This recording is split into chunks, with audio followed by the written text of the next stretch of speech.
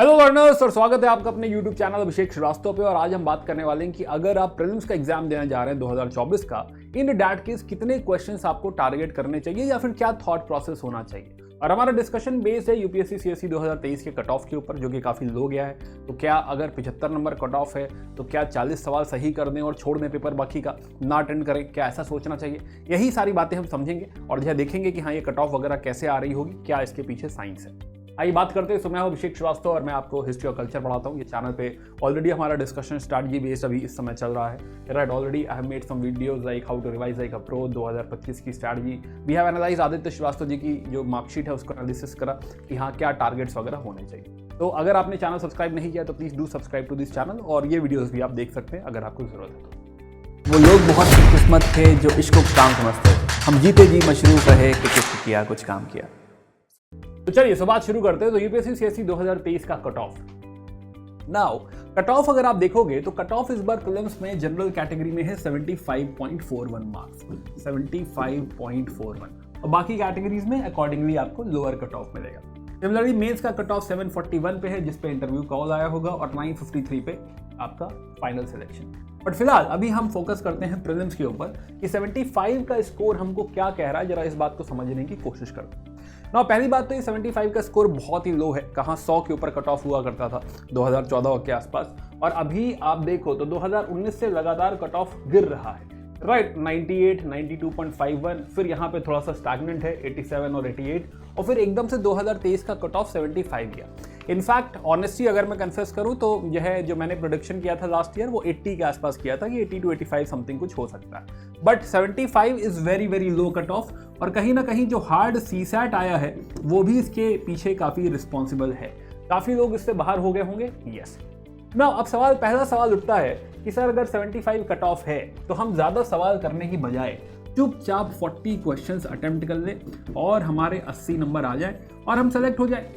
Right है ना, जैसे कि ऑल इंडिया रैंक 1 जो है आदित्य श्रीवास्तव, उनके जो मार्क्स हैं वो 88 89 के आसपास हैं। तो ऐसा नहीं कि उनके 100 नंबर 125 नंबर आए हैं प्रीलिम्स में, 88 समथिंग उनके मार्क्स आए। तो क्यों ही बहुत फाइट मारनी है प्रीलिम्स में, सिंपली अगर हम कट ऑफ पार कर लें तो सही है। ये थॉट सही है कि आपको इसमें टॉप नहीं करना है। राइट, ऐसा नहीं कि आपको 150 नंबर लाने हैं, ऐसी कोई जरूरत नहीं है। आपको सिर्फ जो है पास होना है, वही इंपॉर्टेंट। बट अगर हम गिन के 40 सवाल करें और हमारे 80 नंबर आ जाए, this is mostly impossible. Right, हो सकता है अगर आप कर ले बहुत अच्छी बात है, लेकिन हाँ ये इम्पॉसिबल है, ऐसा नहीं होता। आइए इस बात को समझते हैं, इसका थोड़ा गणित समझते हैं कि कैसे हो रहा है। तो नाउ तो मान लेते हैं कि पहला राउंड, तो क्या होता है कि जब आपको पेपर मिलता है तो आप जो है पेपर पढ़ना शुरू करते हैं और जो सवाल आता है उसे आप अटेम्प्ट करना चालू करते हैं। और जो भी सवाल, ऑफ कोर्स ऑब्वियसली जो भी सवाल जो है आपको आता होगा, अच्छे से कॉन्फिडेंस होगा, आप उस सवाल को टिक मारेंगे। तो this is technically your round 1, जिसमें आप 100 के 100 सवाल पढ़ेंगे, देखेंगे, और बाय द वे ऐसे ही अटेम्प्ट करना होता है मॉक पेपर। तो राउंड 1 तो पहला राउंड है where you are like 100% sure और क्लोज टू 100% श्योर, आपको पढ़ा हुआ है सब कुछ, जो भी कुछ पढ़ा हुआ है वो आप अटेंड कर रहे हैं। तो ऐसे 100 में से शायद 30 से 35 सवाल होंगे जो आप अटेंड कर सकते हैं, नॉट मोर देन दिस। 30 हो सकता है, ये 35 चला जाए, इससे ज्यादा पॉसिबल है, इससे ज्यादा पॉसिबल नहीं। लास्ट ईयर पेपर में एलिमिनेशन टेक्निक भी कम थी।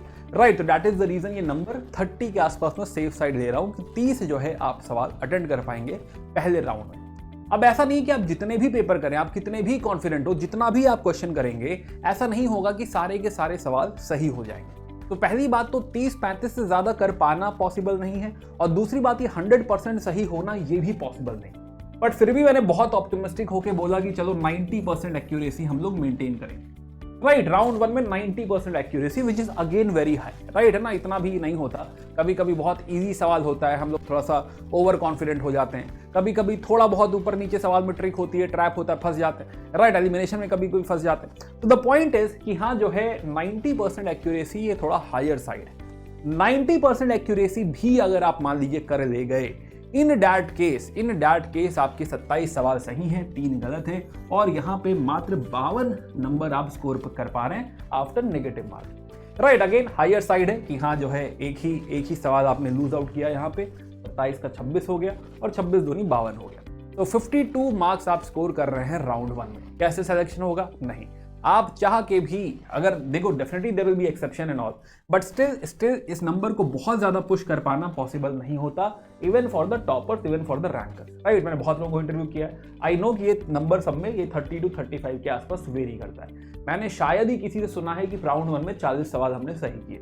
तो दिस नंबर इज समथिंग थोड़ा लोअर साइड, कि 30 मान लेते हैं कि 30 आप कर लेंगे अगर आपने ठीक तैयारी करी। यानी अभी भी आप शॉर्ट हैं, अभी भी आपको और नंबर यहाँ पे चाहिए, आपको और क्वेश्चंस अटेंड करने पड़ेंगे। और बाय द वे आप अपना मेन गेम खेल चुके हैं, जो आपको 100% आता था वो अब खत्म हो चुका है। अब यहां से शुरू होता है राउंड 2। नाउ राउंड 2 अगर आप देखो, राउंड 2 बेसिकली इतना जो है दिमाग लगाने के बाद 40 मिनट या 50 मिनट हो चुका है ऑलरेडी, 30 सवाल आपने अटेंड कर दिए हैं, गोले भर दिए हैं, और अब थोड़ा वार्म अप भी हो गया और अब थोड़ा सा ज़्यादा कॉन्फिडेंट है। अब आप वापस पेपर पलटेंगे, फिर ढूंढेंगे सवाल। Now round 2 is more about कि हाँ कोई बात याद आ गई कि नहीं ऐसा नहीं, ऐसा होना चाहिए, राइट। या फिर कहीं पे 50% आप एलिमिनेट कर लेंगे और 50% जो है आपको गेस करना पड़ेगा, मतलब 50% चांसेस देने पड़ेंगे। या फिर जो है किसी और बात से कोई और बात रिलेट हो गई और लॉजिकल गेस आपने अप्लाई किया कि हाँ यही होना चाहिए, लॉजिकली ऐसा होना चाहिए। अब ये जो नंबर है, राइट, कि आपको जो अटेंड करने हैं सवाल, अगर आप लेट से ये जुगाड़ लगा के, इसे जुगाड़ ही कहेंगे टेक्निकली, 100% आप श्योर नहीं, बट हाँ करना पड़ेगा, क्योंकि अगर ये नहीं किया तो आप सेलेक्ट नहीं हो रहे। तो ये round 2 is super important. Round 1 में 40 वाला जो हम सोच रहे थे सपना, ऐसा नहीं होता है। तो नाउ तो 30 मार्क्स, 30 क्वेश्चन आप और अटेंड करेंगे एंड डेफिनेटली अब जो चांसेस हैं सही होने के वो कम होंगे। तो मैंने लोअर साइड लिया है कि 60% जो है, 60% आप यहाँ पे एक्यूरेसी अचीव करेंगे एंड दैट मीन्स कि हाँ 18 सवाल आपके इसमें से सही होंगे, 12 गलत होंगे, और इसमें जो आप जोड़ेंगे इन 18 सवालों द्वारा वो है 28 नंबर, राइट। 28 नंबर आप यहाँ पे जोड़ेंगे and then finally you will be able to score यहाँ पे 80 मार्क्स, राइट। तब यहाँ पे 80 नंबर आपके स्कोर हो रहे हैं। यानी कि आपका ये राउंड 2 सुपर इंपॉर्टेंट है, इसके बिना आप गेम नहीं खेल सकते। अगेन यानी कि आपको 60 सवाल करने चाहिए। अब क्या ये थॉट प्रोसेस लेके हम लोग 2024 में जाएं और 60 सवाल कर लें, राइट। अब जरा इस बात को भी समझने की कोशिश करते हैं कि क्या सर आप ये प्रिस्क्रिप्शन दे रहे हैं कि आपको नंबर ऑफ क्वेश्चन 60 अटेंड करना है, राइट, जिसमें राउंड 1 आप कर लीजिएगा 30+ जितना भी हो सके, और बाकी 20-30 सवाल, 30 सवाल या 32 सवाल समथिंग जो है आप राउंड 2 कर लीजिएगा, राइट। क्या ये प्रिस्क्रिप्शन है? नहीं, राइट, ये प्रिस्क्रिप्शन नहीं। हम समझने की कोशिश कर रहे हैं कि अगर कोई इस थॉट प्रोसेस से गया होता कि हाँ हमें 40 सवाल करने हैं तो नहीं हो सकता, लेकिन हमें इस थॉट प्रोसेस से भी नहीं जाना है कि हम 30+ वहां कर लेंगे और 30+ यहां कर लेंगे और हम सेलेक्ट हो जाएंगे। That is not the aim. जो कट ऑफ होता है वो डिसाइड करता है पेपर की डिफिकल्टी, है ना, कि हाँ जो भी कट ऑफ यहां से आएगा वो डिपेंडेंट होगा डिफिकल्टी पे। अब जरा इस बात को सोच के देखो। फिर से आते हैं राउंड 1 पे। क्या राउंड 1 में सपोज अगर पेपर इजी आया है और राउंड 1 में अगर आपसे लेट से 35 क्वेश्चंस हो सकते हैं, राइट, तो क्या आप छोड़ देंगे? क्या कहेंगे आप नहीं 30 ही करना था, आप इसको मैक्सिमाइज करेंगे। इनफैक्ट आपकी प्रैक्टिस भी यही करनी है कि आपको राउंड 1 को मैक्सिमाइज करना है। सिमिलरली राउंड 2 में अगर लॉजिकली आपकी पढ़ी हुई चीजें हैं और लॉजिकली आपको कंट्रोल लग रहा है, कमांड लग रहा है, और अगर आपको लग रहा है कि नहीं इसका आंसर यही होना चाहिए, क्या आप छोड़ेंगे? नहीं। तो आप दोनों ही जगह चीजों को मैक्सिमाइज करेंगे। अगर यहां भी 40 सवाल बन रहा होगा तो बनेगा, जैसे कि लास्ट ईयर तक जो हमारी फिलॉसफी थी कि 70, 80 या फिर 80 के आसपास is a safe number, right, है ना। बट डिफिकल्टी लेवल पे चीजें बदल जाती। तो अगेन पेपर के दौरान डिफिकल्टी लेवल के हिसाब से आपको फिगर आउट करना पड़ेगा कि क्या सही है। आपका काम ये नहीं है कि पहले से एक नंबर डिसाइड करके जाना है, बट आपका काम ये भी नहीं है कि हाँ 100 के 100 अटेंड करने हैं, राइट, या 90 करने हैं, 100 या 80 करने हैं, जबरदस्ती करने हैं। आपको दोनों ही नंबर मैक्सिमाइज करने हैं, ये राउंड 1 और राउंड 2, है ना। जितना भी आप कर सकते हैं आप उसमें कोशिश करिए ताकि आप सेफ रहें। ऐसा ना हो कि पेपर इजी आया हो आप 60 ही करके आए, राइट, है ना, और 75 कट ऑफ बनी ही नहीं, कट ऑफ बनी 90। किसी ने रोका है, किसी ने देखा है, कोई कह सकता है? कोई नहीं कह सकता, राइट। कट ऑफ एकदम से चेंज हो गई, जैसे कि सपोज इस साल कट ऑफ बदलनी चाहिए, जो 75 है इस बार ये बढ़ेगा, राइट। क्यों बढ़ेगा भाई? क्योंकि लास्ट ईयर सीसैट में यूपीएससी ने झटका दे दिया। क्या बच्चे संभल गए होंगे? क्या बच्चे पहले से ही सीसैट की तैयारी में लग गए होंगे? तो वो बच्चे जो जीएस में पास हो गए थे, सीसैट में फेल हो गए थे, क्या वो इस साल सेलेक्ट होंगे? हाँ भाई सेलेक्ट होंगे वो, राइट। यानी कि ये नंबर बढ़ना चाहिए, हाँ ये नंबर बढ़ना चाहिए। तो टेक्निकली ये नंबर बढ़ना चाहिए and that is the reason do not depend upon कि हाँ एक टारगेट नंबर ऑफ क्वेश्चंस हमें करके आना है, हमें डिफिकल्टी के हिसाब से फिगर आउट करना होगा।